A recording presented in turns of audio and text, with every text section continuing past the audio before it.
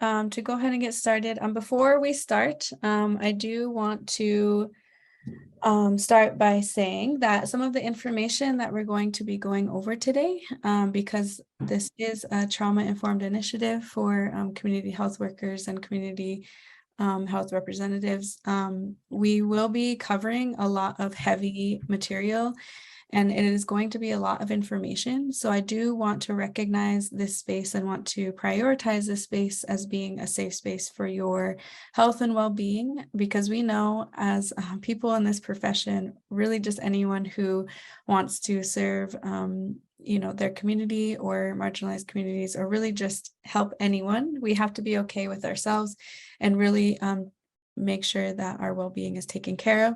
So if anything feels like too much and you need to mute me, or you need to mentally check out, or if you need to physically leave where you are, that is totally okay, and that is accepted in this space, because we want to prioritize that. So please keep that in mind as we go through. Some of the tools that I mentioned, and also some of the definitions that I'll be going over, I hope after this, in the space that will be providing the recording of this webinar, we'll also have those tools, and they'll be translated into Spanish as well. So you'll have access to them after, when we send up a follow-up email to everyone to give you access to the recording and the materials. So without further ado, we're going to go ahead and get started. Okay, so to tell you a little bit more about myself, I am actually from Montana. So I don't know if anyone here in the audience is in Montana or has been to Montana.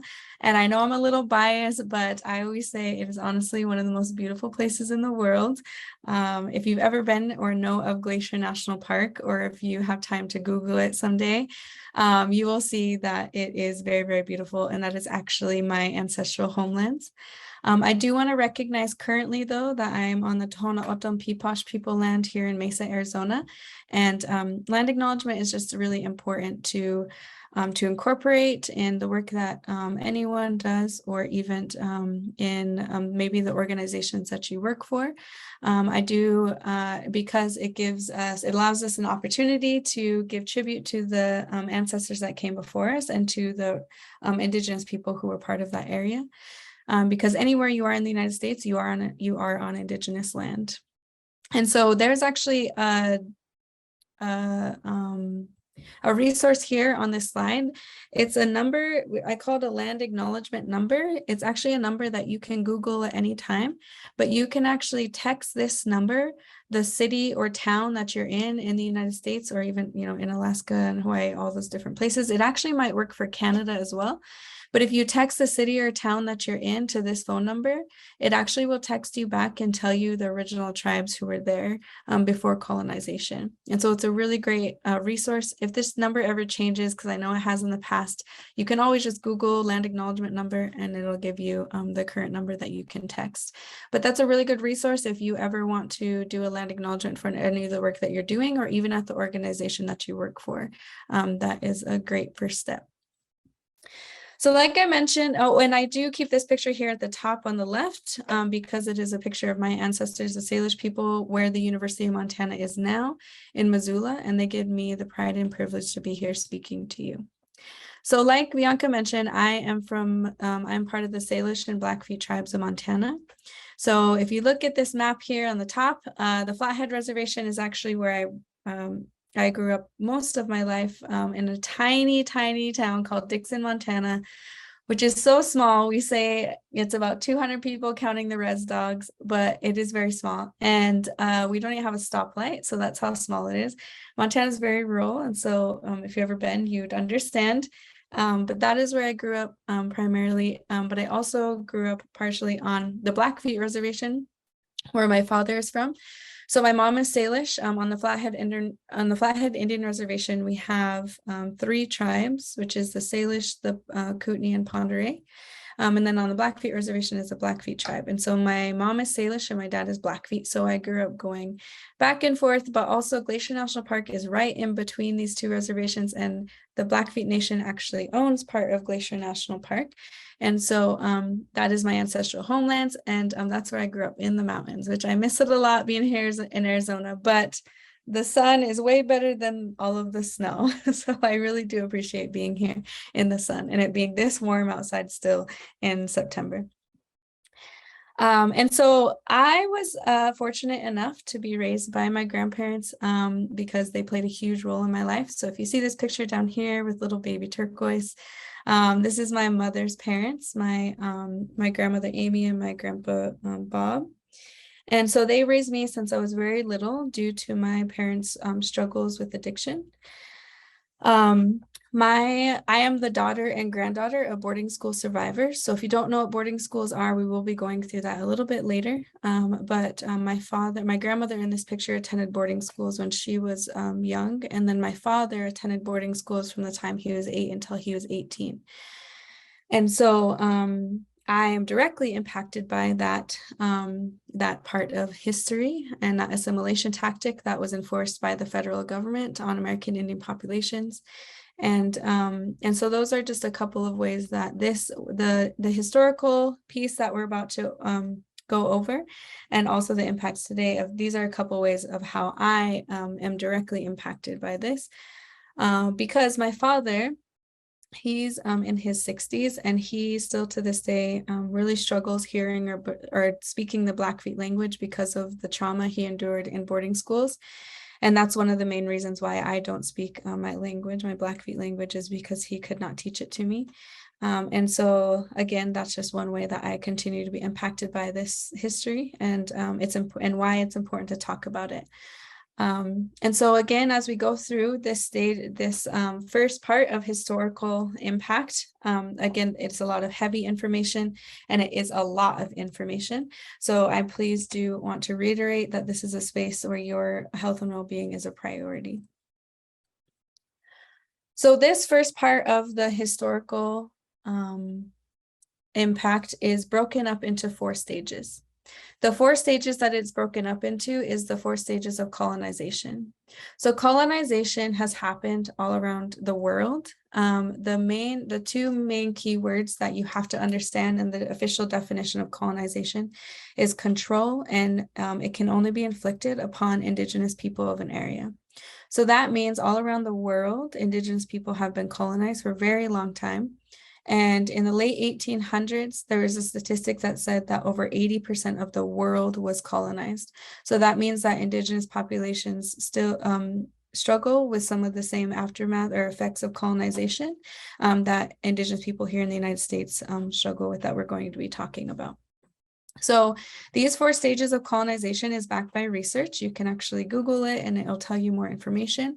And so I've broken up the overview of the history of America into these 4 stages to the best of my ability, because again, I'm going over hundreds of years of history, but this will shed light on the Indigenous perspective of history that we don't learn in a westernized education system.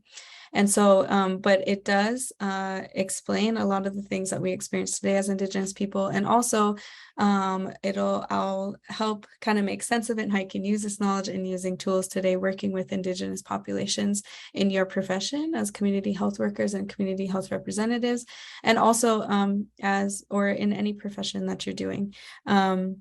And it'll help you become more trauma informed, and so that you will understand the impacts of trauma and how it transpires into human decision making and reactions to their environment. Okay, so we're going to go ahead and get started. And there will be a break. I'll incorporate a break in between the 2 sections. And because we got off to a little bit of a late start, I'll try to condense some of the things so that you do have that 5-minute break.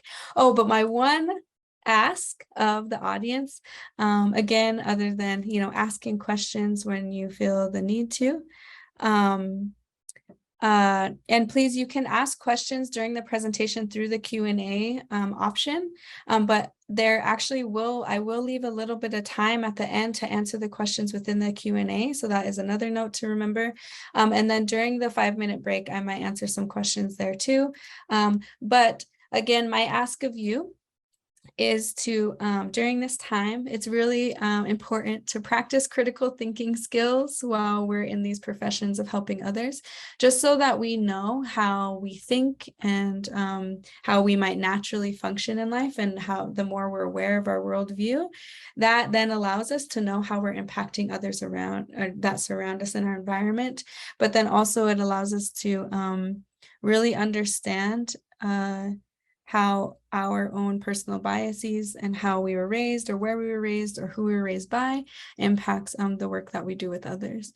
And so some of those critical thinking skills that I ask you to do during this time and during this presentation is, one is self-awareness. So being aware of how this information is making you feel, and also maybe if it challenges your own reality, because maybe you're learning new things, or you haven't been exposed to this information before. And then self-reflection as to why that information might be making you feel that way. It's really important to know, so you can identify your emotions. Maybe if you want to just write them down, get them out, that can be helpful, or even say them out loud while you're feeling that can be helpful as well. And then really understand how these things might impact your worldview. I'll talk about worldview in just a minute, but those are some asks that I have of you during this time, to critically challenge the information that you're learning, so that you can have, while we're in this moment, we should practice these skill sets, because the more that you practice them, the more you're going to just subconsciously do them. And so that is my ask of you right now. Okay, so we're going to go ahead and start with the Indigenous era before we go into stage 1. So this is a map of what the Indigenous era looked like. This was what the United States looked like before European contact. Different historians had different numbers for how many people were actually inhabiting this continent, but they say roughly around 45 million. So a lot of BIPOC communities, or populations of color, really function from what we would call a collectivist worldview or collectivist way of functioning. So what that means is that a lot of times, and we still today continue to function from this worldview a lot of the time, not everyone, but we tend to naturally function this way. And what a collectivist way of functioning means is that when you're making individual decisions in your life, the betterment and the health of your community or your family is seen as a priority within that individual decision-making process. So what that means is that, for instance, I work with students. My entire career I've worked in higher education, and a lot of times I work with students, and Native students in particular. So a lot of Native students tend to go into professions that are helping professions, or something where they can get a degree, so then they can then utilize that degree to then serve their community to some extent. So that means that in that individual decision-making process of getting that degree, then they were thinking about the betterment of their community, so that so you can see how that really influenced what they did in higher education. So that is a perfect example of that. There are many other examples, but the perspective that's really important to understand is that we heal as a collectivist community, we function as a collectivist community. And so sometimes, even for some of you, especially if you're community health workers, this might be a way that you naturally function. And so that's something to be aware of, right? Because we were colonized by a westernized worldview, as we see in the larger society, where individualism is more of a priority. And so sometimes when we're going through these, what we would call systems, right? Westernized systems or colonized systems, like education is a perfect example, then that can contrast with the way that we might naturally function as collectivist thinkers or collectivist functioners. And so that's really important to be aware of that. And so, or maybe if you grew up in more of an individualistic way of functioning, this idea of being collectivist this might be the first time you're hearing of that. But it's really important to understand that maybe some of the populations that you work with might function from a more collectivist worldview. So during this Indigenous era, we were very non-materialistic. So money, the system of money, is actually a westernized concept that was introduced by the European population. And so some tribes had some sort of form of monetary systems like shells or things like that, but most tribes actually didn't have what we would consider money today. So we're very non-materialistic at this time. And, the system of money is still very new to our communities compared to the thousands of years we were here before European contact. And so we are very self-sustainable. We had our own education systems. We had our own indigenous foods, languages, child rearing practices. We were thriving before European contact. And also we were surviving on this continent for thousands of years, again, before Europeans arrived here. Today, there's 574 federally recognized tribes in the United States, and that's not counting tribes who only have state recognition, and that's not counting tribes who don't have any recognition at all. And so we have hundreds of indigenous languages that are still spoken in the United States today because every tribe is very different and we're very, very diverse population, even though in westernized education, a lot of times we learn that to generalize marginalized communities, but as indigenous people, as Native Americans, American Indians, we are actually very, very diverse, and every tribe has their own language, their own spiritual customs, and ways of functioning. Okay, so now we're going to transition into the first stage of colonization, which is exploration. As we learn a lot of times in our westernized education system about Christopher Columbus, who actually did not set foot on what is the United States of America today, he actually landed in the Caribbean. And because of Columbus's quote unquote discovery, there are some indigenous populations that don't exist anymore in the Caribbean and have since been replaced with slave populations from parts of Africa and parts of Europe who already had slaves at that time, because he committed mass genocide to indigenous people when he landed there. There's a man by the name of Bartolome de las Casas, which his name is here at the top of this slide. He actually wrote a book. You can read his honest journals because he was part of Columbus's crew who were doing these horrific things to indigenous people. And he wrote honest journals about what was happening at that time. So that's a really great resource to have and to read if you want to learn more about an indigenous perspective or the true history of this quote unquote discovery. So in the 1600s is really where the Plymouth colonists landed in the United States. So that is also depicted in the famous Disney movie called Pocahontas, which is another very romanticized version of history. And if you follow the missing and murdered Indigenous women and girls crisis that has been happening in our community since European contact, so it's a direct result of colonization, Pocahontas is actually one of the first cases of that because she was stolen from her community at 12 years old. I do want to mention though, because when we talk about this time, right, it's so long ago and everybody says, oh my gosh, why do you keep talking about this? What does it have to do with things about today? But there are things that were introduced to Indigenous communities at this time that still have a huge impact on us. Things like guns, alcohol, sugar. We have the highest rate of diabetes as a race in this nation, and we did not have diabetes before European contact. So that means that that is a direct result of colonization. And also I use myself as an example because I'm lactose intolerant. Majority of my family is lactose intolerant. So that means that I still have the same genetic makeup as my ancestors at this time because we actually didn't have cows until European contact. So that means that I still have the same genetic makeup, right? And that means that I still don't have the enzymes in my body to break down lactose, just like my ancestors didn't at the time of European contact. And then a couple of things I do want to mention, because Indigenous Peoples Day is coming up, which replaces Columbus Day in October. And that's an amazing initiative to get behind to support Indigenous communities. And we're always happy to have you celebrate with us. And it is about truth telling and understanding that this version of history needs to be talked about. And then also Thanksgiving is something, it's not that we don't celebrate Thanksgiving because I love Thanksgiving. I've been stuffing the turkey with my grandma at 5 o'clock in the morning since I was 12 years old. But the thing to remember about Thanksgiving is that when this holiday was created, it actually was a celebration of every year the military would meet up with tribes and they would actually massacre them. And so they started calling it Thanksgiving. But my grandmother didn't have the privilege of learning the true history about Thanksgiving. And so we celebrated it every year, and my family, we still do. But we do recognize that now it is considered a day, a celebration of genocide. And some people call it Thanksgiving instead of Thanksgiving because of of the Indigenous history that is tied to it. And also there's tribes on the East Coast who are directly impacted by this time, and some of those tribes don't celebrate Thanksgiving, and they actually do marches every year to give tribute to their ancestors who were impacted. Oh, whoops, hold on one second. Okay, so we're moving right along. And so the second stage of colonization is called invasion. And like I said, there are 4 stages.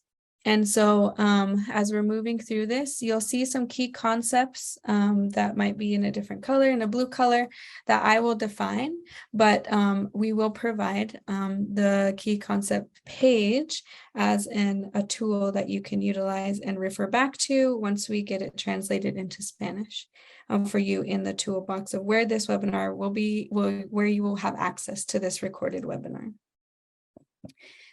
Okay, so as we move into the second stage, which is invasion, this is where the United States government committed mass genocide to the indigenous people in the United States of America. Genocide, the official definition, is the deliberate killing of a group or nation.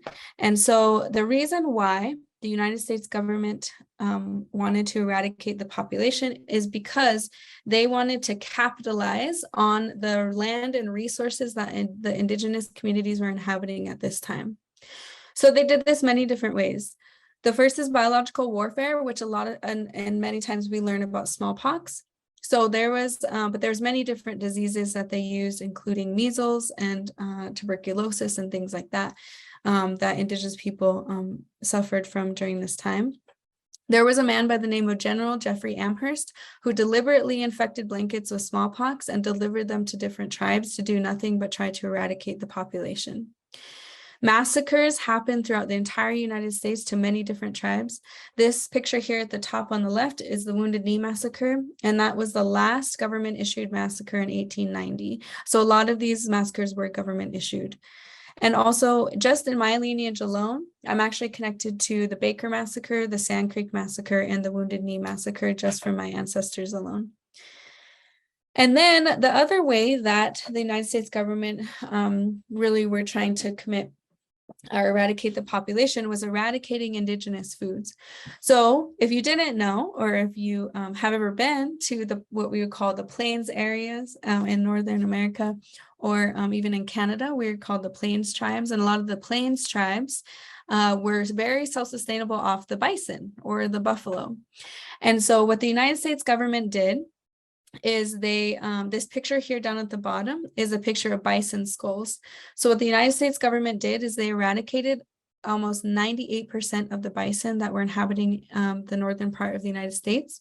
And when they did this, and this was also the time that the railroad was being built, but when they did this, it actually took away that main food source for a lot of the indigenous tribes who relied on the bison to literally stay alive. And so if you ever go to the Blackfeet Reservation, one of the biggest towns or cities, if you consider it a city, is called Browning, Montana. And just outside of Browning, Montana is a place called Ghost Ridge that you can go and visit. And you can read the story about the field that was in this area where there would just be piles and piles of dead bodies because so many people were starving to death. And this is what they called starvation winter. And they had multiple starvation winter for the Blackfeet tribes because they were so self-sustainable off the bison. And that was direct result of eradication of the bison in that area. So usually participants have access to the chat. I ask participants if they've ever had commodities before, and if you are just in love as I am with commodity cheese, and I miss it so much because I'm not home anymore on the reservation, but it is delicious, that golden brick of cheese. If you don't know what commodities are, commodities is a food supplement program for low-income families in the United States, but sometimes a lot of times because they're written into treaties and seen as food supplement for tribes, you can see them a lot on the reservations. Actually, recently I did a training for the Fort Mojave tribe for their elementary school. I was doing a training for their teachers, and I was talking about the golden brick of cheese that you eat in commodity so much that they actually gifted me with a brick of commodity cheese, which honestly has been one of the best gifts that I've ever received as a presenter in my career. So I did get a little taste of home. And some of my grandma's favorite snack was commodity cheese and saltine crackers, which I got a little taste of home here in the city. But commodities, which like I said, was provided to a lot of tribes at this time as a food supplement, because once the United States government took away that main food source, the tribe, they then had power over those tribes, so that the tribes then had to rely on the government to literally just stay alive. And so, but at this time, they weren't called commodities, they were called government rations. So government rations would actually be transported to reservations a lot of times so that tribes had food. Also, one of the biggest things that people think about when they think of natives is fry bread. And so fry bread actually came out of this era of government rations. It actually isn't a traditional native food from before European contact, but it is proof that we make something good out of we can make something good really out of anything. And so I feel like that really shines light on our resilience as Indigenous people. Okay, now we are moving into stage 3, which is occupation. And so again, this is the third stage of colonization. I do want to mention that these stages are broken up into 1, 2, 3, 4, which again, I said is backed by research. But keep in mind that even though those things are sequential, meaning one happens right after the other, a lot of the things that were happening within these stages were happening concurrently or at the same time. So, but this is the best way that I could break the information up into. But remember that some of the things that might have happened in stage 2 continued to happen in stage 3. So during this stage of occupation was the removal in the Reservation Era. So, President Andrew Jackson put into place the Indian removal policy. The reason why he put this policy into our federal government system is because before he became president, he actually was in the military, and he could not defeat the Seminole tribe who are now in Florida. And so this is his way of forcefully removing them from their land. So like I mentioned in the beginning though, before that, sometimes in U.S. history, we learn about the Trail of Tears that happened to the Cherokee Nation. And so this was actually when the Trail of Tears happened. But like I mentioned in the beginning of the presentation, when I did the land acknowledgement, a lot of tribes, not all tribes, but many tribes that are still in the United States today actually aren't on their original homelands. And so that means that a lot of the tribes have had their own version of the Trail of Tears during this era.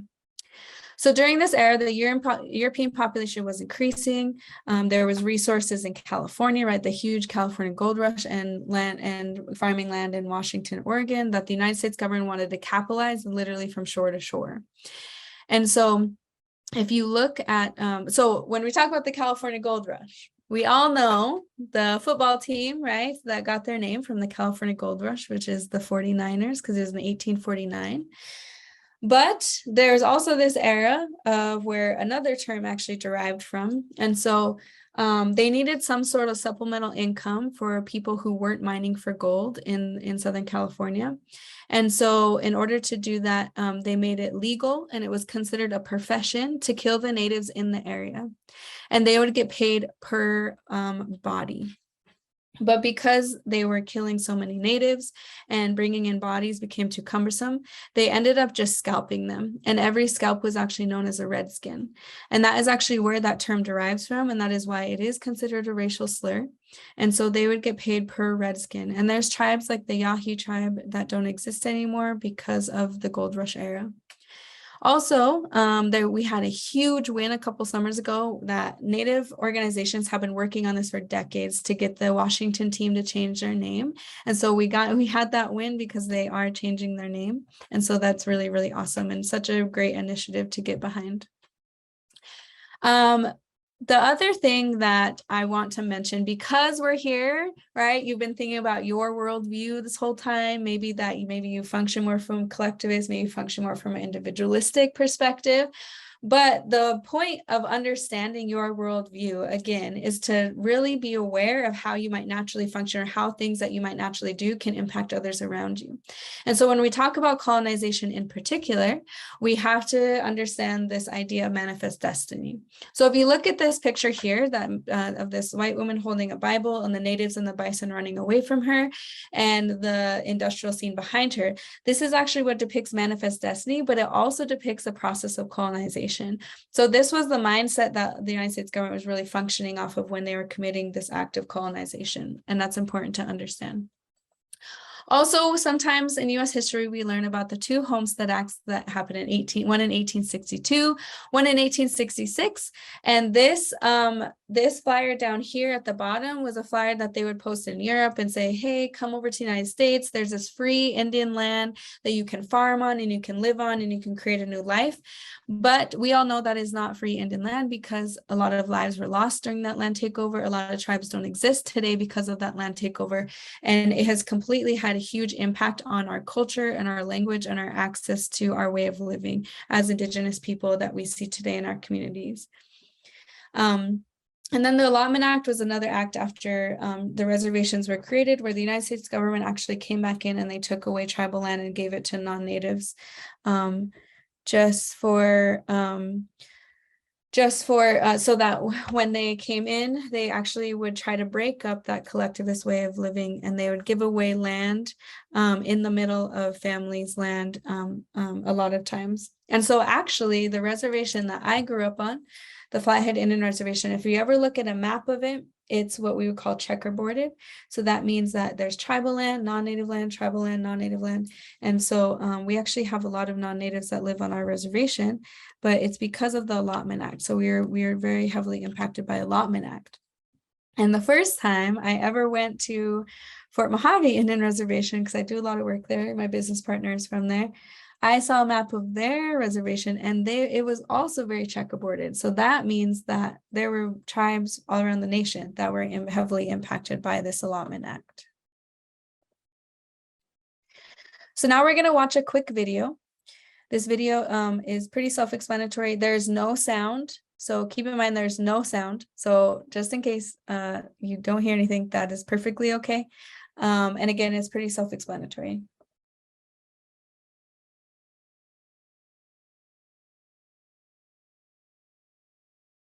Oh, hold on. Let me start it over because I forgot that we started it earlier.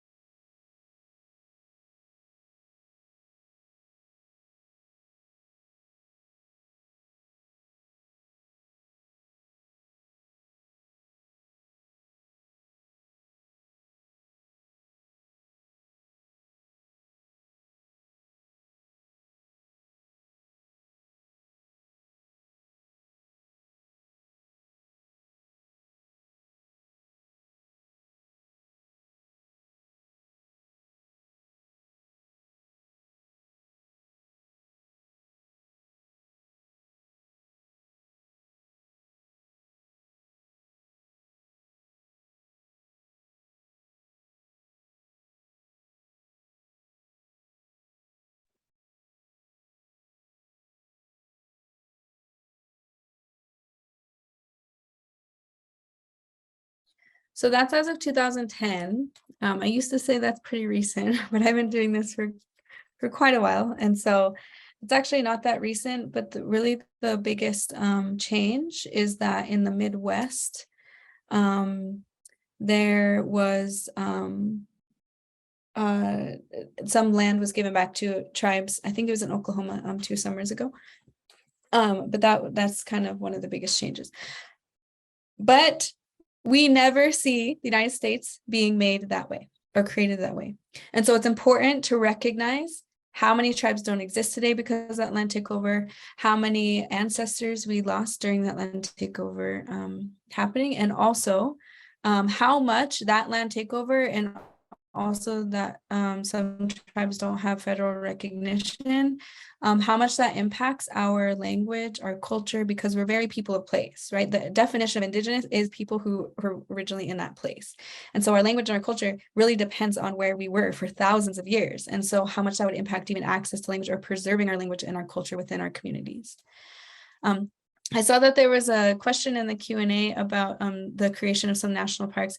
So yes, I think it did belong to that era. Don't quote that era of the reservation and removal. Don't quote me on that, but I believe around that time is also when some of them were created.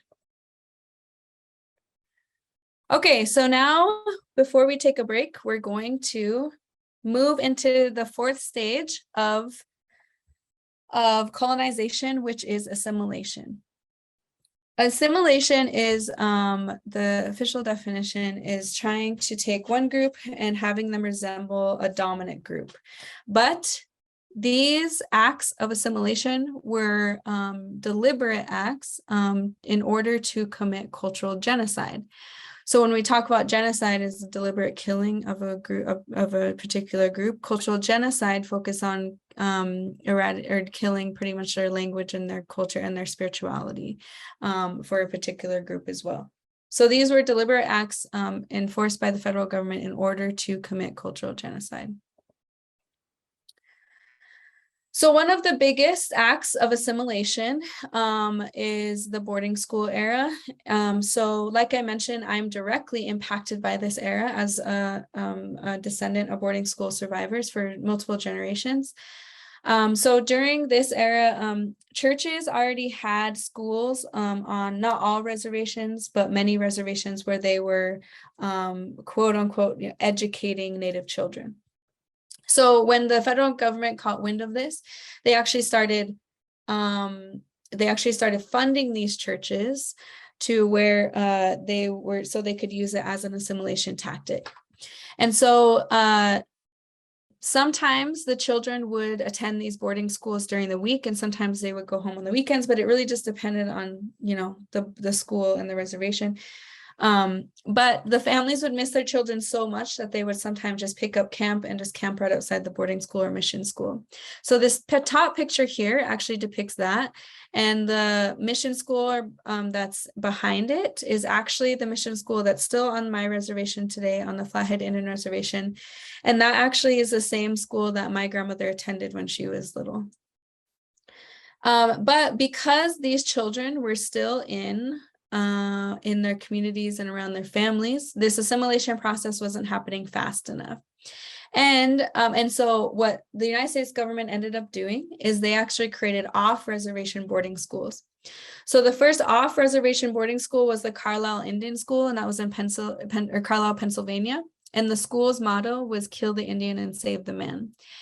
If you ever come to Phoenix, Arizona, the Phoenix Indian School, where there's some original buildings there on Indian School Road. That's actually was also one of the largest off-reservation boarding schools in the United States, because if you remember the map of how colonization happened throughout the United States, Arizona was one of the last places to be impacted. And so some of the reservations here actually didn't have mission schools or boarding schools. So they would send their children to the Phoenix Indian School here. There was a policy called the boarding school policy, where it was mandated for parents to send their children to these boarding schools. If they didn't send their children, sometimes the federal government would hold back resources such as government rations or commodities, right, food, or even shelter or things like that, so that they had to send their children to these boarding schools. And sometimes they would just go to reservations and they would take children, put them on buses and bring them to boarding schools. And sometimes parents wouldn't know where their children were for decades, or even if they passed away, they wouldn't know if they passed away or not. Also, we have to understand the perspective of the historical impact up until this point, that parents and caretakers and grandparents of these communities, these Native communities, had been experienced some of the most hardship they had ever experienced in their life just because they were Native. So one, because the parents didn't really know what was happening in these boarding schools, but they were, they thought it was an opportunity for their children to be more accepted into society and learn how to not experience as much hardship as they had. So some parents would send their children to these boarding schools. But like I mentioned, what was happening in these schools was cultural genocide. So a lot of children would, they would arrive at the schools and their hair would be cut, their clothes that they would come in would be burned or sent back home. They would be deliberately separated from their siblings or the family that they came with. And if you have followed any of the things that have been happening in British Columbia, because if you didn't, like I said, colonization has happened all around the world, but it also happened in Canada to the First Nations people. And I specifically have relatives in Canada because if you didn't know, the Blackfeet Nation, the nation that I belong to, which is Amaskapipakani, we are actually one tribe of a confederacy. So we make up actually 4 tribes, and our other 3 tribes are actually in Canada. Similar to down here in Arizona and also in Texas and California, the border of Mexico actually cuts through some tribal land as well. So what I always say is we always think about people crossing borders, but we never think of how borders cross people, because that had a huge impact, and it still continues to have impact on Indigenous people today. And so in Canada, there's been this, since last summer, there's been initiatives around a lot of Native organizations and communities, or First Nations, I should say. First nation organizations and communities have been saying, you took our children and they never came home and we don't know what happened to them. And so what they would call residential schools instead of boarding schools is what they've been doing is they've been either, to some extent, sometimes they're burning them down, or they're being able to dig up the foundations. And since last summer, and don't quote me on this because it might have gotten larger, but the last statistic that I saw was that they have, I think there's close to 300 boarding schools or mission or residential schools that they still have total to do. And this is, I think they've only touched on maybe 2 in America, but in Canada in particular, I think they've done 11 schools so far, and they found over 10,000 child remains that have been unmarked. And so just in those schools alone is what they have found. And in the United States of America, they say approximately, and I don't think this number is that accurate because of what's happening in British Columbia, they say approximately 200,000 Native children died in these boarding schools during this era. And they would die many different ways because they would, a lot of them were physically, sexually, and emotionally abused. Sometimes they would try to escape and they wouldn't make it home. Or sometimes they would die from heartbreak because they were literally so far away from their family. And they were finding children as small as 6 years old committing suicide in these boarding schools, because they were literally told that who they were as Native people was not right, and they needed to completely get rid of that. And also, if you could imagine the impact that this would have on a child's mind, and also the impact that trauma has on individuals, right? And expecting these children to then grow up and somehow live normal lives, it doesn't really make sense. And so when we think about this impact in particular, right, even with language, because like I mentioned, my father, he attended boarding schools from the time he was 8 until he was 18. And due to his trauma, because he spoke Blackfeet before he spoke English, but due to that, he still has a hard time hearing. He gets very, very emotional when he hears or speaks the Blackfeet language today. And that, stopped him from teaching us the Blackfeet language because of what he endured. And so that's just one reason why. Also, it impacts our culture and our language as well. And so we have boarding school survivors that are still in our communities today. They're our parents, our grandparents, our aunties, our uncles. They're literally, important people in our communities today, a lot of our elders as well. So again, if you can imagine how much that would impact not only the children that were part of this, because this happened for generations, not only the children that were experiencing that, but the parents, because under the United Nations definition of genocide, it actually has a portion that says you take children away from their communities. So this is a very intentional act by the federal government. And so, because I don't have time to list all of the things that have happened to American Indian populations or indigenous populations here in the United States, I'm only going to mention a few laws and policies that also committed cultural genocide and were acts of assimilation. The first was the Code of Indian Offenses, which happened in 1883. And that law is for almost 100 years, American Indians could not practice their spirituality legally in the United States. Sometimes they would go to jail or go to life or to go do prison for life, or they would just be killed. And so the Wounded Knee Massacre that happened in 1890, which was the last government issued massacre, was right after this was made a law, and they were caught ghost dancing and they were massacred. And so if you could imagine how dangerous it was for our elders and our ancestors to even teach their children our language, because they could get in trouble for it. And so we still have elders in our communities today who lived through this time. And so that fear, right, of even sharing our culture and our language is still very, very prevalent in our communities. So when you think about access even to that, it does create some barriers. Also, if you didn't know, because if you ever go to some powwows, like for instance, the powwow that my Salish side does in Montana, they say, oh, it's, the 100th and I can't remember what it was, like the 125th or something like that. So it's been going on. People say, well, this predates this law, right? But that's because we created powwows because they're considered celebrations. They're not directly connected to our spirituality, right? Or like ceremony or anything like that. So we called them celebrations, very smart, so that we could actually still have these things within our community. And so that's actually where powwows derive from. So powwows are actually a very modern day version of our culture compared to the thousands of years we were here before that. But also powwows have become a big part in a lot of native lives and identity. So that's something to recognize. And also, I just learned this last year, because my whole life, right, attending on the 4th of July, me and my grandma, my grandpa, my brother, every single year, we would go to the powwow and we would watch the snake dance, and then we would go watch fireworks in the city, right? That was my life every 4th of July. And it never dawned on me as to why we would have our powwow every single year on the 4th of July until this year we had it and I got to go. And is because we were saying that we were celebrating America. And so that made sense, right, to the federal government, like, oh, well, they're celebrating, Independence Day. And so, yes, that's okay, that's fine. And so that was a way that we justified having our powwow and our celebration on the 4th of July, and it still happens to this day.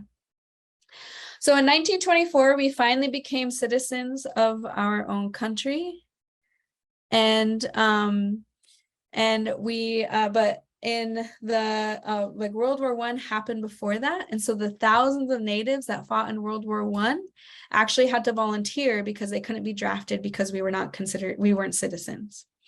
And then 1957 was the last state to allow natives to vote, which I believe in Utah. And so not until 1957 could we vote in every single state in the United States.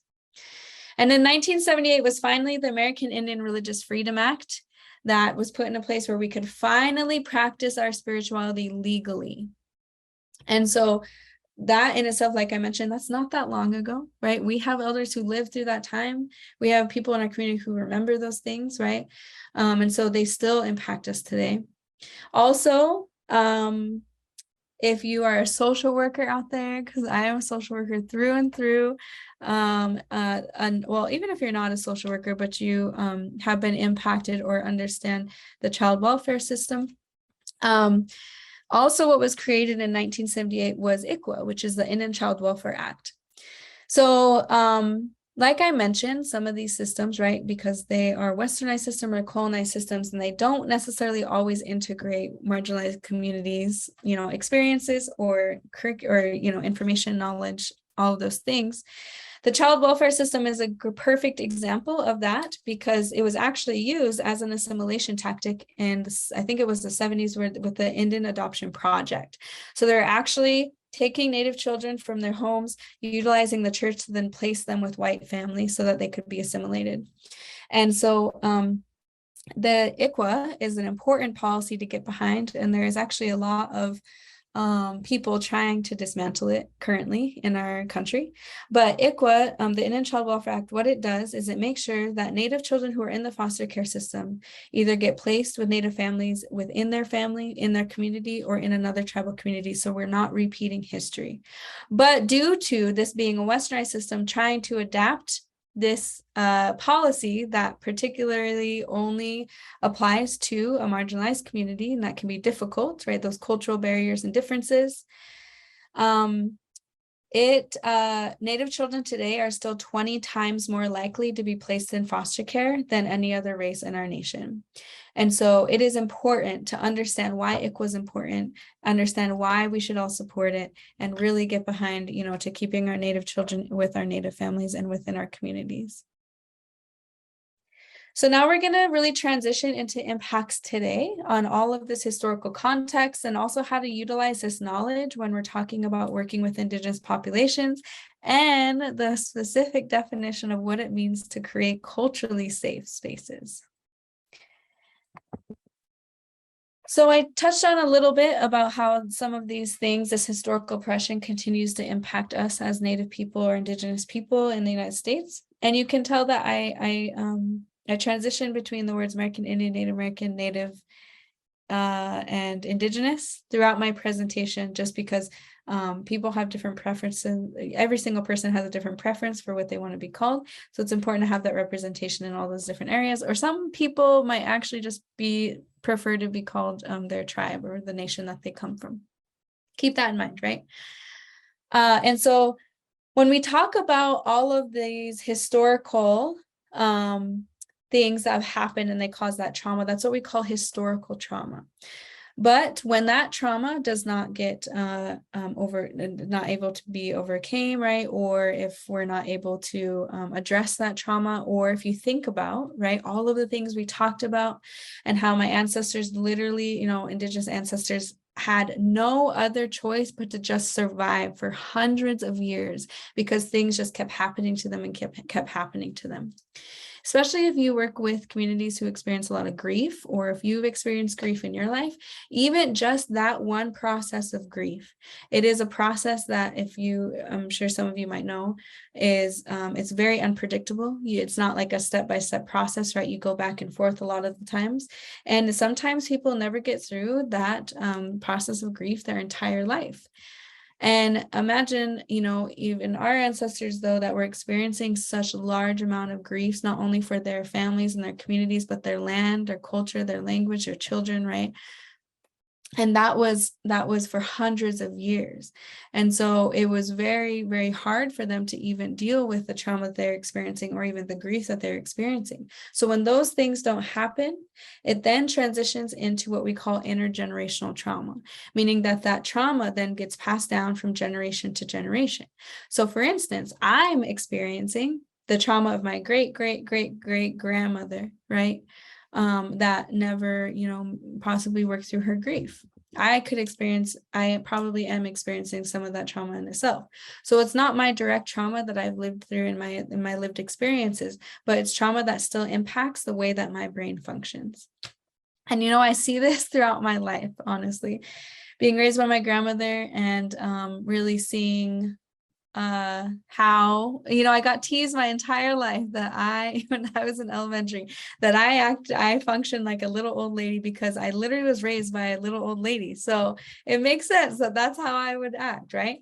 But one of the biggest things I feel like, because even sometimes, when I'm trying to practice my critical thinking skills in my life, and I'm, walking through the grocery store and I see something and it triggers me, right? I might get anxiety, I might feel sad or overwhelmed. And I think, what kind of connection do I have to this thing that's making my body feel this way, right? And then I'll remember, like, oh no, my grandma used to actually feel that way when she saw this thing. So in that instance, I'm experiencing my grandmother's trauma, right? And sometimes it just happens naturally for me because not only was I raised by her, but biologically, sometimes we experience that already as Native people in our brains. And so those are really big things to keep aware of, and know that some of the Indigenous populations, or if you're Indigenous yourself or from a population of color, you might experience some of those things that might not directly be connected to your own lived experiences. And so that means that, you know, when you're working with communities, everyone might deal with their trauma differently because all of our brains are different. And so if they're having a harder time experiencing not only their own trauma, but maybe trauma that came before them, they could react differently in their environment or with their coping skills. And another way that, which was just recently, which is, you know, the fact that I not only have been teaching this for a while, but, you know, I'm, and this is also Indigenous view of, you know, there's no hierarchy in education, right? I learned from literally every single person that I share my knowledge with, right? And so this woman came down from Michigan to do a boarding school presentation here in Phoenix. And she actually, we were having lunch before the presentation, and she looked at me and she said, you eat like you went to boarding school. And I said, and I was like taken back because she knew nothing about me. I knew nothing about her. And I didn't know what she meant by that. And I said, what does that mean? And she said, were you raised by someone who went to boarding school? And I said, yes, my grandma who raised me, she went to boarding school. And I tell you, when me and my grandma, we eat exactly the same. This is why I get teased that I function like a little old lady, right? Because I eat so slow. Everything that I eat has to be very proportionate. And if I waste food, I get a lot of anxiety. And I never realized that I was, you know, mirroring what my grandma does. And so when she said that, she said, the only reason why I know that is because my friend told me the same thing, and my mother went to boarding school. And so even that in itself, right? Like I literally have to eat in order to survive. I do it multiple times a day. And that is something that I am reliving through my grandma's trauma. And so that in itself is an example, right, of how we sometimes, this intergenerational trauma really impacts how we function every single day. It also can result in a lot of negative coping mechanisms that we see a lot of our American Indian communities struggle with today. Things like substance abuse, right, alcoholism, suicide. We have the highest rates of suicide as a race in the nation, and we did not have suicide before European contact. So that is a direct result, again, of colonization. Also, when we think about even emotional responsiveness, the reason why I bring this up is because of the generations that experienced that, lived through survived boarding schools, and then they then had children of their own. They weren't raised in environments where their caretakers were loving them or telling them, right? Because they literally were telling them who they were was wrong. But they didn't experience that emotional safety or that loving environment. And so when they had their own children, they really struggled with providing that for their children. I've even seen this in my life where my grandmother never told my mom that she loved her. And my grandma, but then something kicked, right? Her resiliency skills kicked inside and kicked off inside of her mind. And she said, well, I have to provide that for my grandchildren because I wasn't able to provide it for my children. So my grandmother always told me that she loved me. But in high school, my mother, brought up this idea. She had some resentment because she said, you know what? I don't understand why your grandma tells you she loves you and she's never told me that in her life. And that impacted my mom's ability to cope with her emotions. And so you can see that from generation to generation of how that sometimes can be changed, but sometimes some people don't experience that emotional safety. Again, we are forced into poverty because we are forced to rely on the federal government. And so the idea of being materialistic is still such a new concept to our communities. And then I also want to mention this term of what we call epigenetics. Epigenetics is there's research done where there's a book called The Telomere Effect. And you can read about epigenetics where they did research in American Indian populations in particular, because we've experienced such long periods of trauma. Our children we're born actually in our minds thinking that we already experienced that direct trauma when it doesn't belong to us. So again, that is a perfect example of what intergenerational trauma is. And a lot of times we're experiencing hundreds of years of trauma, even though we didn't personally experience that. So now when we're thinking about implementing this information, and really when we're working with tribal communities or indigenous communities or American Indian or Native American communities in the work that we do, it's important to understand how all of this historical impact also impacts our identity as Indigenous people. And so we know that we've talked about all of this history, right? And we know that one of the biggest things, like, yes, we do experience the trauma of our ancestors because it's been passed down. But one of the biggest things that we also experience that has been passed down to us is our ancestors' resiliency. So Indigenous people in the United States, they are some of the most resilient populations that you will ever come in contact with in your life. And so because especially in the epigenetics research, what they also found, because our bodies take care of us and our ancestors continue to take care of us because we are literally walking and breathing parts of our ancestors, is that we are also born with the ability to where we can experience actually more direct trauma in our life and it not impact us to the extent that it would impact a non-native person. So that means that we are naturally resilient. So not only are we surrounded by our communities and our families who have who embody resilience, right? And that we're literally still here. We were never supposed to survive all of that hundreds of years of oppression, but we did, and we're still here. But we actually in ourselves embody resilience, and we have the skill set inside of us to make it through any adversity that we're ever going to experience in our life. So I work with Indigenous youth in particular. I really love to, in tribal communities, I really love to do resiliency skill development with them to really tap into what those skills look like and how they're already using them. Because we also function from this more collectivist worldview, and a lot of this, what we're learning today, is not included in our education system. It's important to know that we have to navigate two worlds, is what we walk in two worlds, where we function from this worldview that's not included in Westernized systems, yet we're expected to be successful in Westernized systems. And so a lot of times, some of even like the healthcare system, or some of things like that, they expect us to know how to navigate those things when they don't recognize how we naturally function. So we're always walking in two worlds. And as community health workers and as community health representatives, you can really help Indigenous people navigate those two worlds more and easily, right? Helping them translate, helping them with system level things that we might not understand. And those are, I'm sure, parts of your jobs that you're already doing, which is really, really great. So when I talk about this,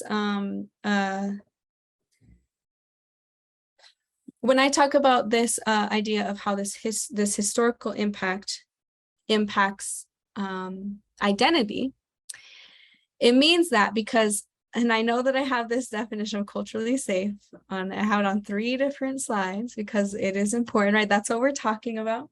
But this term culturally safe was actually coined by a Maori nurse in New Zealand who, and we know, if you didn't know, New Zealand is like the mecca for Indigenous knowledge, Indigenous research methods, all these different things.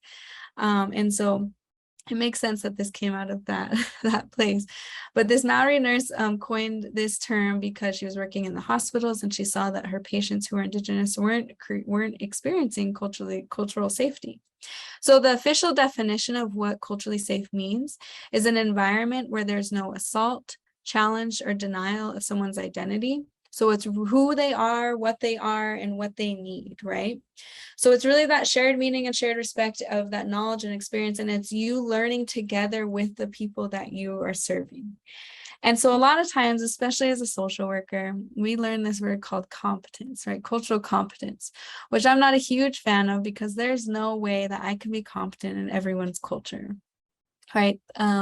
It's actually impossible.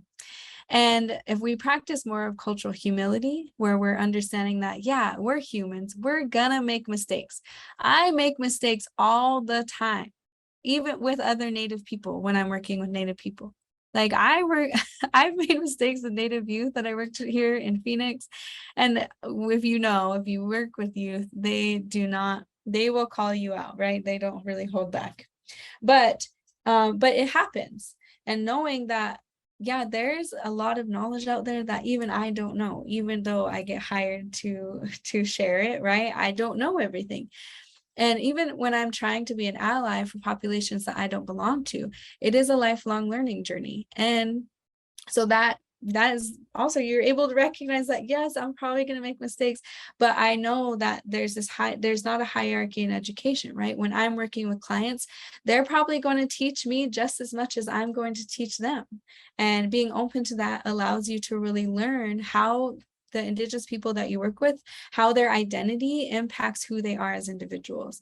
And so when we're talking about Indigenous identity in particular, because of all of this historical impact that we just went over, and you have so graciously understood and tried to, really process, because of that historical impact, as Indigenous people, we lie in what we would call a cultural spectrum. Meaning that, some of us might have grew up on the reservation, some of us might not have, some of us might know our languages, some of us might not, some of us might go to powwow, some of us maybe not have, maybe some of us have been adopted outside of our community and are trying to return, right? So we don't have those natural community connections.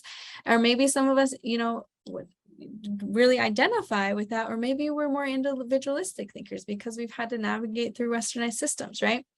But no matter where we lie on this spectrum, we deserve unconditional support for our identity, because when we get that, research shows that we are going to be more successful in life, and not only overcoming some of our trauma and that intergenerational trauma, but also even being more successful in westernized systems. So if you can really not only utilize this knowledge to support that identity, but understand that you're going to learn how people identify from the individual themselves, right? And you can ask questions like, where did you grow up? Are you connected to your community? What tribe are you from? All these different things. And really just letting them know that I'm also here to learn, right? Because the more that you can learn of how to serve them that really supports who they are, they're going to be more successful, and they're not going to feel as challenged when they're trying to navigate these systems. Okay, so these are a couple of tools that I love to use in the work that I do, and I just want to share them with you as well, because they could be very beneficial to the work that you do. The first, like I mentioned, of course, you can see I have the definition of culturally safe again on this slide, because a lot of the work that I do with tribal communities and in Indigenous youth is what I would call resiliency skill development. And really that comes from this list of resiliency skills here on the left, which I can zoom into them for a second. This list of resiliency skills is actually a list that came from the Dean of Watts College, who's now the Dean, Dr. Cindy Leeds. She was one of my previous supervisors, supervisor, and she shared with me this her dissertation work that she did, her research that she did with families who were in the child welfare system. And they came up with these, I think there's 11, 4, 5, 6, 11 resiliency skills that they said that they utilized to make it through the system. And so when I caught wind of this, when I heard about this, I said, oh, wow, I can actually use this with Indigenous youth to really have them actually identify skills that they're already using. Because, right, we naturally are resilient. We naturally get that. That has been passed down from our ancestors. So that means that, and I tell them that, right? I say, you have this, and when I had to do a lot of youth workshops over Zoom over the pandemic, which, was difficult, but I had to figure out a way to be very entertaining through a computer, right? But one of the icebreakers that I would utilize in that time, and honestly, I use it in person as well when I do workshops, but it's a little more interactive in person because you can actually have them like go around the room, and you can have them, use sticky notes or draw what their resiliency skill is, right? But one of the icebreaker questions that I ask them, and I also ask this when I work with tribal communities too, is what is your resiliency superpower, right? Because it's a superpower. We naturally have this, and it can sometimes set us apart from other populations who have not maybe experience these things in their life. And so a lot of times and the reason why this is important is because they can identify the skill. And I also have them identify how they're already using it in their life. And that potentially some of these skills can become a career for you, right? Like maybe you're very, very creative, or maybe you love writing, or maybe you love working in media. That could be something that not only can you utilize to make it through a hard day at school or a hard day in your family or in life, but you could also use that as a positive coping skill for when you're, in your future, when you're going to college, or even as a career in what you want to do as a profession. And so if you can guess the top 4 skills that Native youth always say and tribal communities always say they use, which says a lot about us as collectivist communities, right? Which some of you, if you come from more of that mindset, you probably identify with these skills as well. But the top 4 is social support, humor, spirituality, and creativity. That makes a lot of sense, because as Indigenous people, we're naturally creative, right? We're very oral for a very, very long time. And we use a lot of that, to really prove who we are as Indigenous people and really illustrate our identity. Humor, humor is seen as a coping mechanism for, research has shown it's a coping mechanism for many people. And natives are very funny. If you hang out with a lot of natives, you'll be laughing a lot. Social support, of course, because we're collectivist people, and then spirituality, because we can utilize our spirituality as a way of overcoming things, right? And so the other question I usually ask youth too is, okay, well, what skill do you see listed here that you feel like maybe you're not so great at, but if you worked on it more, or if you became better, it would, de-stress your life a lot? And so, and then I'm always very transparent saying boundary setting is really difficult for me, but that makes sense, because when you come from collectivist communities, boundary setting can have the potential to really, impact relationships, right? And where relationships are a priority to us. And so that's why, and so they can choose which one that they want to work on. So this is a great tool to use with tribal communities, or really any honestly person of color, but you can really utilize that. This is the last tool that I want to talk about, because this in itself, and you can Google this iceberg concept of culture. It is a concept that's been used in many different ways with many different people and professions. And this concept can be applied to any culture. So American culture, your work culture, maybe football culture, if you like football, right? It can be applied to any culture. But really what it does, and this is why I use it in terms of this creating culturally safe spaces, is because when we think about an iceberg, right, we only see the tip of the iceberg. So a lot of times, a lot of the iceberg is what we call under sea level. And so it's a similar thing with culture. The tip of this, what we call the surface culture here at the top, right, the tip of the iceberg, is literally how larger society sees us. And this is what we portray to the larger society. So when you think of natives, food, you think of fry bread, you think of powwows, all these different things.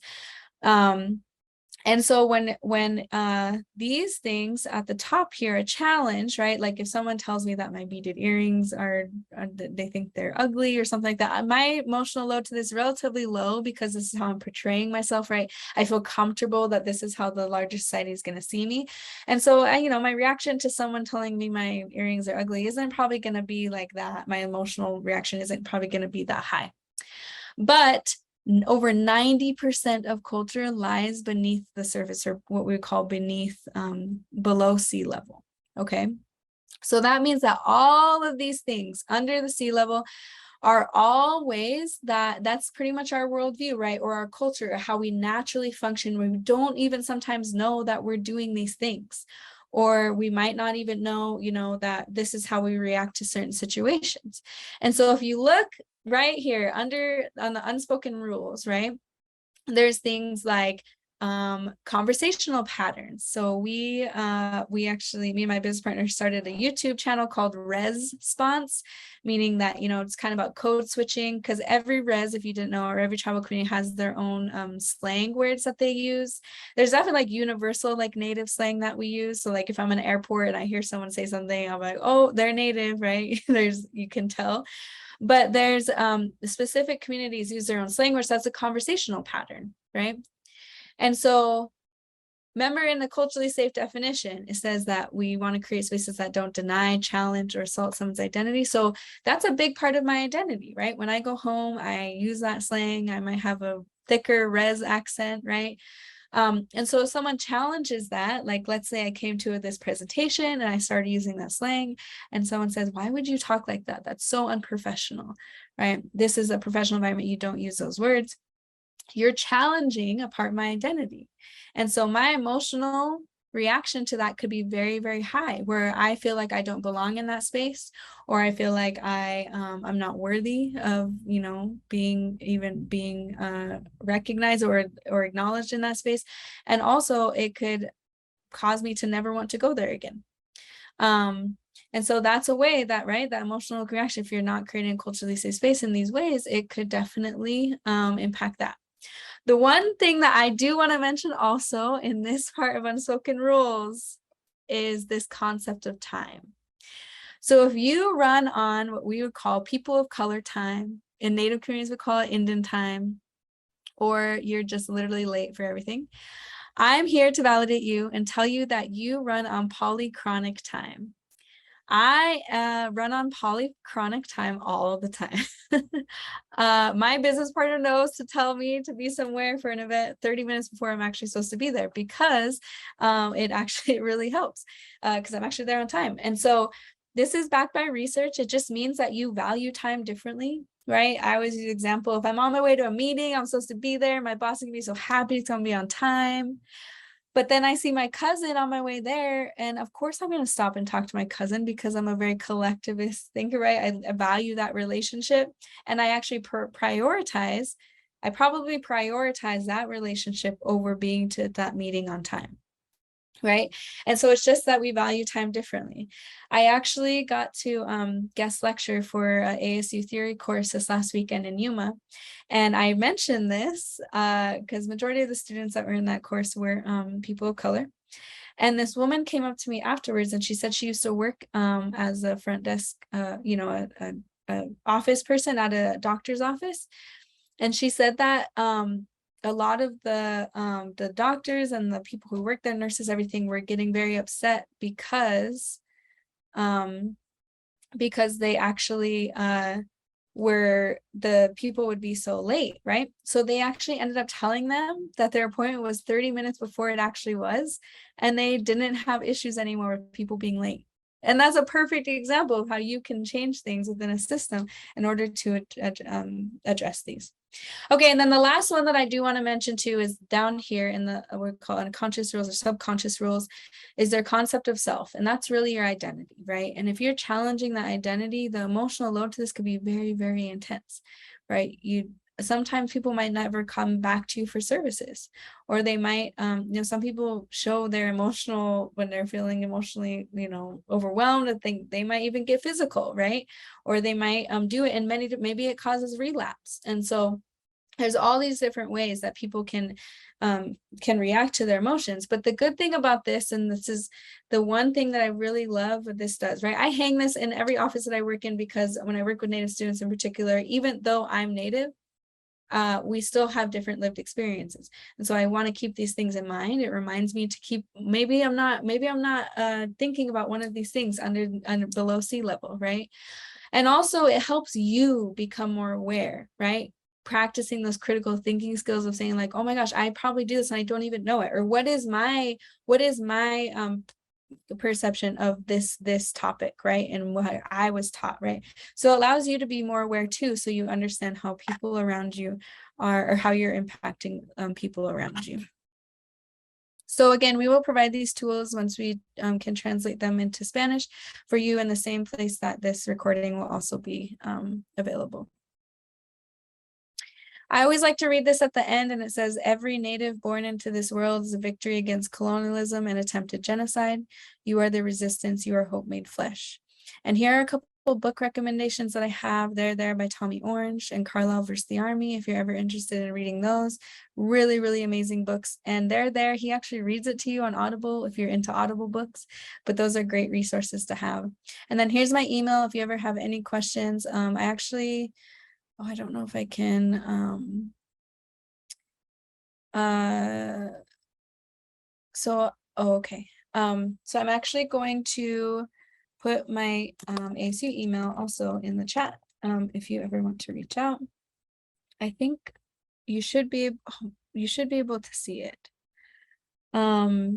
And then so I'm going to answer a couple questions, and I'm going to leave about 5 minutes at the end, or a few minutes at the end for you to fill out our survey about this webinar. Even if you're watching it through the recording, please take the time. We'll provide the link in a follow-up, or somewhere where you can see the recording, so that you can also please provide your feedback about this webinar, because this is the first one that we're offering, and we're going to be offering more in the future. So please do that. And I will share that with you in just a minute, just so you're not super overwhelmed, because I know it can feel a little overwhelming. Okay, so I'm actually going to take this time to answer some of the questions. Okay, so if you read some of the, again, the content in the Q&A right now this is so incredible. And I appreciate every single one of you who are contributing knowledge to this session, because that is important. Again, right, we're sharing knowledge. There's no, I'm not the expert, because there's no way I can know everything about every tribe, every Indigenous person. And so please read some of these things that are being said in the Q&A. So online sources for Indigenous history, yes, there are. So where one of the sources that, and I can put in the chat for everyone, it's a link to a timeline that actually goes through every single thing in history that has impacted Indigenous people, like that. I didn't have time to mention all of them. And it actually was created by Dr. Karina Walters, who works at University of Washington in Seattle. And it is an incredible, incredible resource.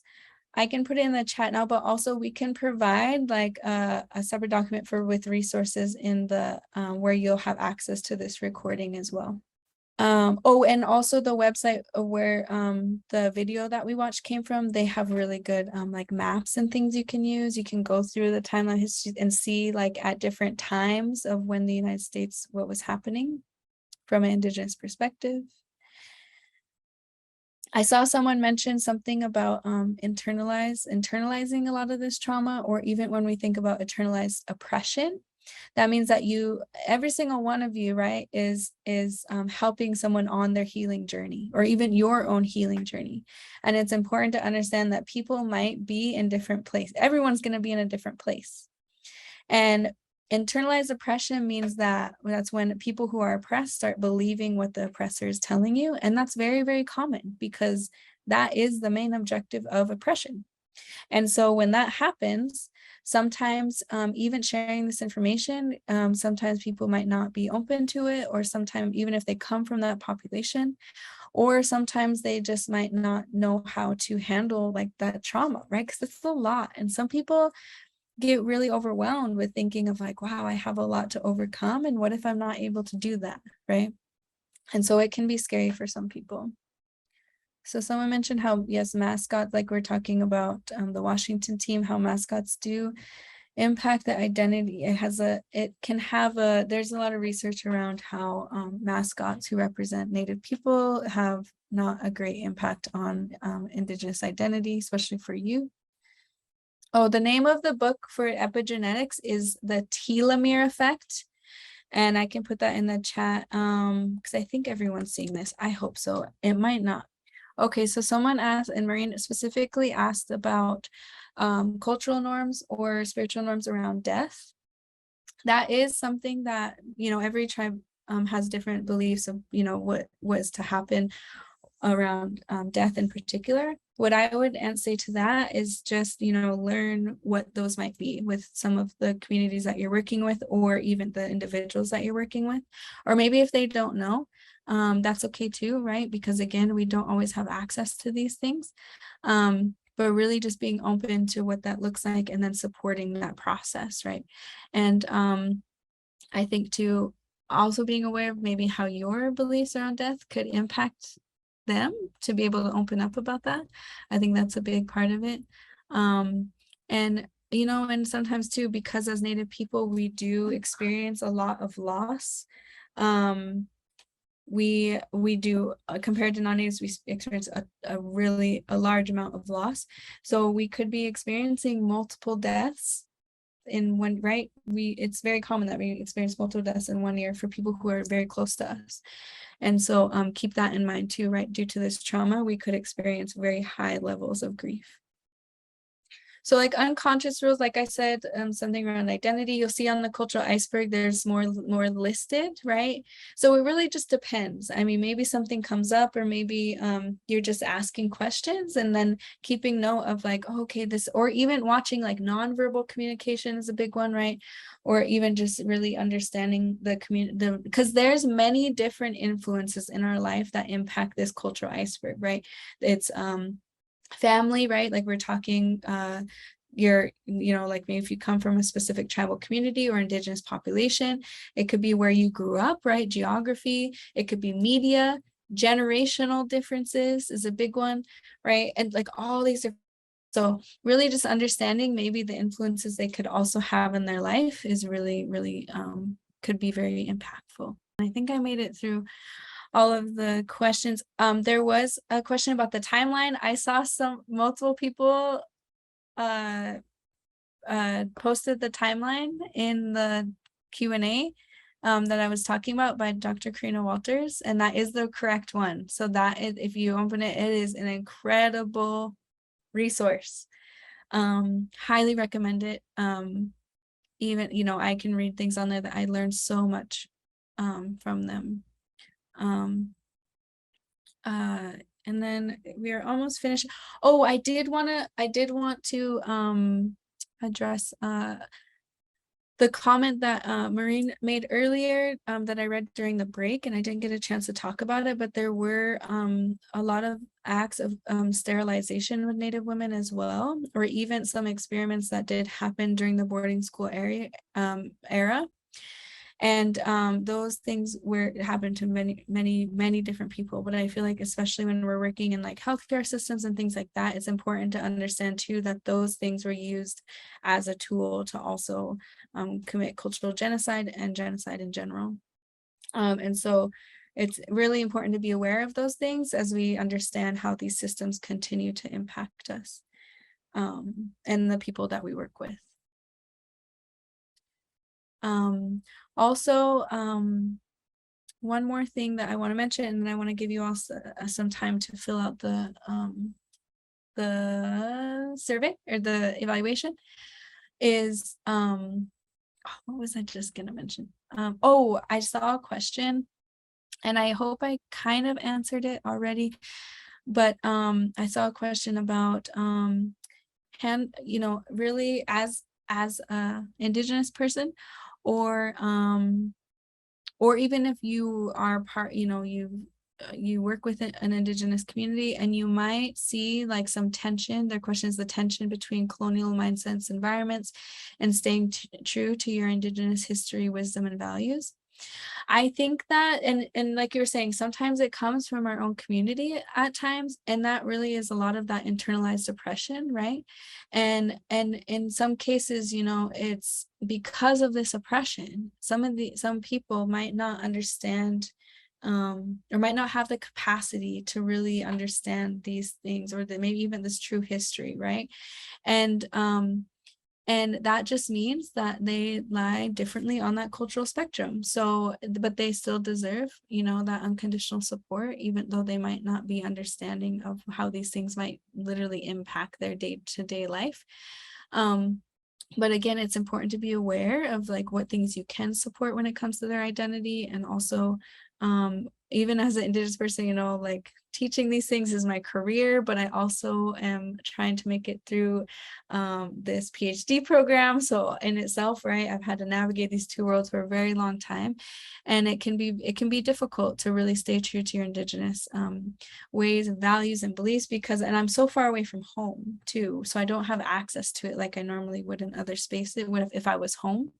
But the thing is to really understand is that, like I said, research shows that if you can provide, or even what I call like healthy risk taking, right? If there's things in the community, like maybe there's a nearby urban Indian health center or a tribal community where they're doing like community dinners or feeds, or even there's a powwow happening, or even if maybe the urban Indian health center is providing like a ribbon skirt making class, or beading, lessons, or language lessons, and really supporting your clients or people that you work with, and like taking those healthy risks of like really learning more about themselves, or being in those environments that really truly support their identity. That's a big part of really how we can focus on creating, having these culturally safe spaces. But yes, so that's great ways to do that.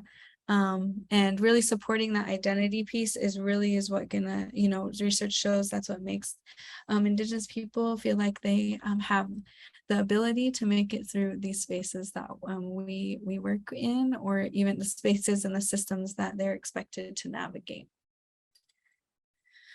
Okay, so I'm gonna leave the last few minutes. If you need to hop off, that's totally okay, but please fill out our evaluation survey, and please provide that information so that we know even future topics that you want to hear in the webinars that we provide.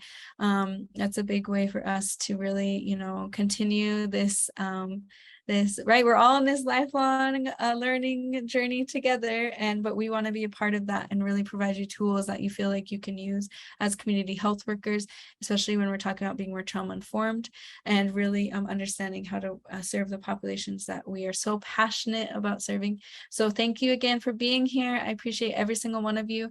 And or if you're watching the recording, please feel free to reach out to us. We are always available to answer any questions or provide more resources. And I hope you all have a wonderful rest of your week. And